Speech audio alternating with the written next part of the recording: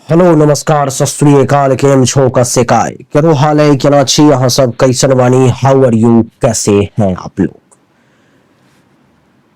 Chemo नाचो मनक्कम खंभागनी हुकुम केमती अच्छंती की खबर नमस्तुभ्यं राधे राधे राम राम। देवी और सज्जनों, आज के इस वीडियो में मैं राजा मिश्रा आपको बताने जा रहा हूं कन्या राशि के बारे में कि कन्या राशि वाले व्यक्ति का नवंबर 2024 का समय आखिर कैसा रहने वाला है। कन्या राशि वालों के लिए ये समय कितना अच्छा कितना बुरा रहेगा, इसी विषय पर में आज के इस वीडियो में हमारी चर्चा होगी। और सज्जनों, आइए सबसे पहले चर्चा सूर्य से आरंभ करते हैं। सूर्य कन्या राशि के कुंडली के 12वें भाव के मालिक हैं और इस भाव के मालिक होकर के कुंडली के दूसरे भाव में तुला राशि में नीच के विराजमान है, जो 16 नवंबर से पहले तक नीच के ही रहेंगे। जिसका बुरा परिणाम क्या होगा तो उसको श्रवण कीजिए। इसका बुरा परिणाम ये होगा कि आपकी वाणी बहुत कड़वी तीखी कड़क जो है सो 16 नवंबर तक रहेगी। किसी को कुछ भी कह दोगे, किसी को दिल पे चोट लग रही है, अच्छा लग रहा है, बुरा लग रहा है, इन चीजों पर में आप ध्यान नहीं दोगे। कुछ भी कह दोगे, जो मन में आएगा वही बात बोल दोगे। उस पर में काबू करना है, आपके लिए ज्यादा अच्छा रहेगा। परिवार में कुछ कलह की टेंशन की योग भी बढ़ रहे हैं 16 नवंबर तक कन्या राशि वाले। तो परिवार के लोगों से ज्यादा वाद विवाद ना करें, ज्यादा बहस करने का प्रयास ना करें तो ज्यादा अच्छा रहेगा। 16 नवंबर के बाद जब सूर्य देवता कुंडली के तीसरे भाव में वृश्चिक राशि में आ जा रहे हैं तो फिर ये बढ़िया रिजल्ट देंगे। क्या बढ़िया रिजल्ट देंगे? तो बढ़िया रिजल्ट ये देंगे सूर्य देवता आपको कि आपके पराक्रम में खूब वृद्धि हो जाएगी। 16 नवंबर के बाद आप बहुत पराक्रमी कहलाने लगेंगे। आपका पावर बहुत बढ़ जाएगी, आपकी शक्ति बहुत बढ़ जाएगी, आपकी क्षमता बहुत बढ़ जाएगी। असंभव से असंभव लगने वाले कार्य को भी आप करने की कोशिश करने लगेंगे और कर भी लेंगे। जो छुपा हुआ दुश्मन है, गुप्त शत्रु है, जो आपको डैमेज करने का प्रयास कर रहा है कन्या राशि वाले, सूर्य के प्रभाव से उसका नाश हो जाएगा। वो आपका कुछ नहीं बिगाड़ पाएगा, बाल बांका भी नहीं कर पाएगा। ये मेरा वादा है आपसे। आपकी जानकारी के लिए बता दूं कि सूर्य का कुंडली के तीसरे भाव में बैठना और भी बहुत सारे मामलों में एक से एक बेहतरीन रिजल्ट्स देंगे। मंगल देवता नीच के हैं कुंडली के एकादश भाव में, तो एकादश भाव में मंगल का नीच का होना अर्थात छोटे भाई बहन के साथ संबंध में खराबी लाने का प्रयास करेगा।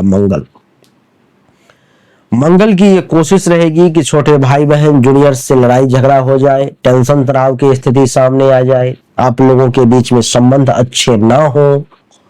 एकादश भाव में नीच का बैठा हुआ है तो ये आपके आमदनी को रोकने की कोशिश भी करेगा। मंगल उपलब्धि की प्राप्ति में भी कुछ न कुछ बाधा बनने का ये मंगल प्रयास करेगा। और जहां तक मैं देख पा रहा हूं कि मंगल का एकादश भाव में बैठना आपके उपलब्धि प्राप्ति वाले मार्ग में भी ये इंटरप्ट करने की कोशिश करेगा, तो उससे थोड़ा सा आपको बचना पड़ेगा। बुध की अगर बात करूं तो बुध कुंडली के तीसरे भाव में विराजमान है, प्रथम और दसम भाव के मालिक होकर के। अर्थात आप अपने बाहुबल के बदौलत, आप अपने पराक्रम के बदौलत, आप अपनी ताकत के बदौलत इस समय में मान सम्मान में खूब वृद्धि कर लोगे। इस समय में आपकी इज्जत प्रतिष्ठा मान सम्मान बुद्ध के कारण बहुत बढ़ जाएगा। इतना ही नहीं, पिता तुल्य लोगों से भी खूब लाभ मिलेंगे, बहुत अच्छा फायदा मिलेगा। आपके अंदर कुछ कर गुजरने का जो जुनून है, अपने बलबूते पर जो कुछ कर दिखाने की जो बात है वो सामने आती हुई प्रतीत होगी बुद्ध के कारण। और बुद्ध के बाद बात करेंगे देवगुरु की। देवगुरु कुंडली के नवम भाव में है देवी और सज्जनों, यहां पर में विराजमान है। कुंडली के नवम भाव में देव गुरु का विराजमान होना ये दर्शाता है देवी और सज्जनों कि भाग्य का साथ तो इस महीने में मिलेगा। भाग्य भरोसे काम तो आपके होंगे। जिस काम को भी करने की कोशिश करोगे वो काम निश्चित तौर पर में जो है सो सफल होगा।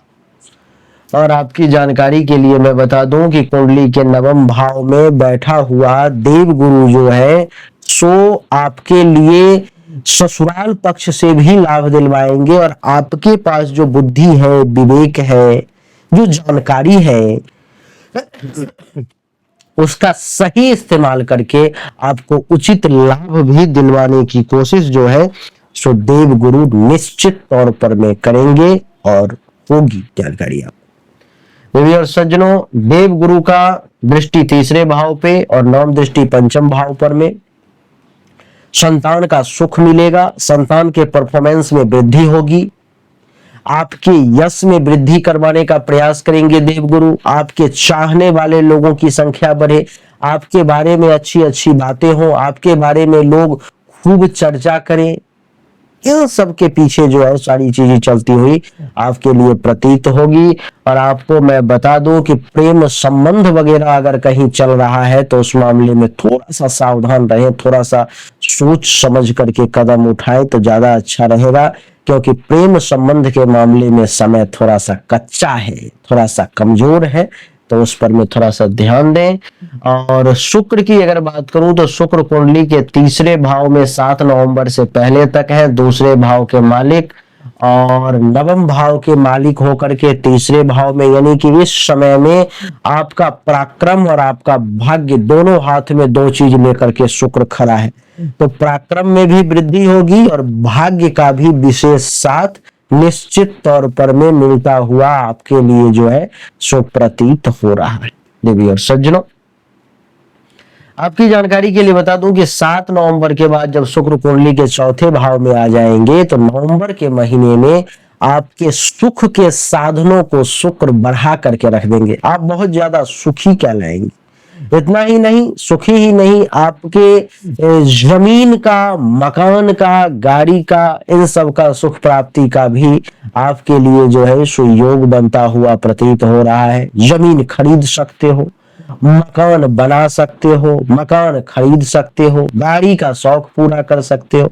यानी कि जमीन, मकान, गाड़ी, अचल संपत्ति के सुख प्राप्ति का जो योग है वो आपके लिए विशेष तौर पर में बनता हुआ मैं अनुभव जो है सो कर पा रहा हूं। देवी और सज्जनों, शुक्र के बाद बात करेंगे शनि की। तो शनि कुंडली के छठे भाव में है, अपनी ही राशि में है लेकिन गलत भाव में आ गए, तो कुछ दुश्मन से सावधान रहने की जरूरत पड़ेगी। दुश्मनों से सावधान रहें। कुछ हेल्थ वाइज इशू आपको परेशान करने का प्रयास करेगा। पेट से संबंधित विशेष परेशानी का ध्यान रखें। भोजन वगैरह क्या कैसे करते हैं, इन चीजों को विशेष ध्यान रखें।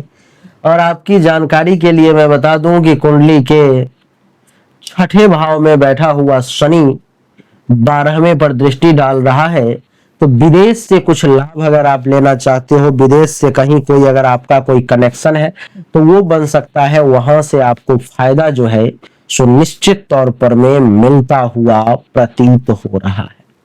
शनि की जो दशम दृष्टि है 8, 9, 10 तीसरे भाव पर, तो ये भी हिम्मत वाला आपको बनाएंगे, हिम्मत वाला, बल वाला, ताकतवर बनाएंगे। राहु कुंडली के सप्तम भाव में विराजमान है, तो सप्तम भाव में बैठा हुआ राहु जो है, देवी और सज्जनों, आपकी जानकारी के लिए बता दूं कि जीवन साथी का सुख देंगे, लेकिन थोड़ा सा नोक झोंक के साथ देंगे। आसानी से जीवन साथी का सुख नहीं मिलेगा। प्रथम भाव में केतु बैठे हुए हैं, तो बुद्धि विवेक का सहारा मिलेगा। कुछ गौरव करने लायक काम करेंगे। कुछ चक्र कुचक्र जो भी चलता हो, साम दाम दंड भेद, सब कुछ आपके दिमाग में पकड़ में आ जाएगा, समझ में आ जाएगा, अच्छा लगेगा।